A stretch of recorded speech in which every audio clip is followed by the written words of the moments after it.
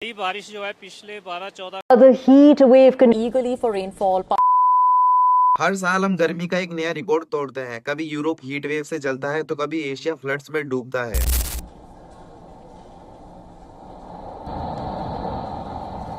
ये सब एक ही वजह से हो रही है, वो चीज है ग्लोबल वार्मिंग। क्या आपको पता है कि ग्लोबल वार्मिंग कैसे होती है, क्यों होती है और इसके फीचर्स क्या क्या है?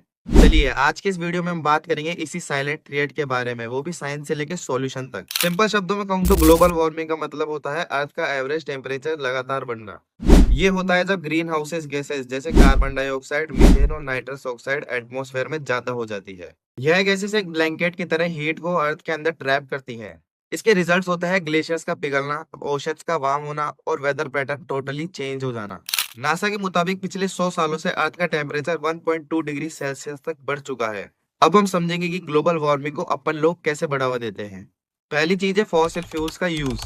पेट्रोल, डीजल, कोल जैसे फ्यूल इंडस्ट्रीज और व्हीकल में भी यूज होता है। दूसरी चीज है डिफोरेस्टेशन। जब हम पेड़ों को काटते हैं तो CO2 को एब्जॉर्ब करने वाला नेचुरल फिल्टर खत्म हो जाता है। तीसरी चीज तो ऐसी है जो सब लोगों को पता होगी कि एयर और वाटर पोल्यूशन दोनों ही क्लाइमेट पर असर डालता है। ये सब मिलके एक ऐसी नई दुनिया क्रिएट कर रहे हैं जहाँ पे हर साल क्लाइमेट रिकॉर्ड बन रहे हैं। तीसरी चीज है impact of global warming. Global warming का इम्पैक्ट सिर्फ गर्मी तक सीमित नहीं है, बल्कि ये नेचुरल डिजास्टर को भी और भी ज्यादा डेंजरस बना सकता है।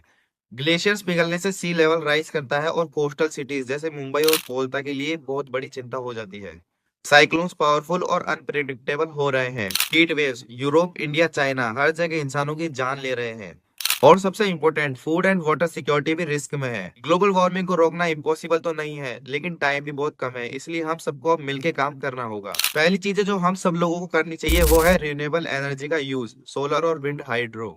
तीसरी चीज है कि पब्लिक ट्रांसपोर्ट का यूज करो। तीसरी है वेस्ट कम करो, रिसाइकल ज्यादा। चौथी चीज है ट्रीज लगाओ, फॉरेस्ट बचाओ। ग्लोबल वार्मिंग सिर्फ एक एनवायरमेंटल इशू नहीं, बल्कि एक सर्वाइवल क्राइसिस है। अगर अब भी हमने एक्शन नहीं लिया तो आने वाली जनरेशन के पास सिर्फ रिग्रेट बचेगा। लेकिन अगर आज हमने ये डिसीजन लिया तो हम एक क्लीन, ग्रीन और सेफ्टी फ्यूचर क्रिएट कर सकते हैं। अपनी सोच बदलो, दुनिया बदलेगी। और हाँ, अगर आपको ये वीडियो अच्छी लगी हो तो चैनल को सब्सक्राइब और वीडियो को लाइक करके जाना मत भूलना।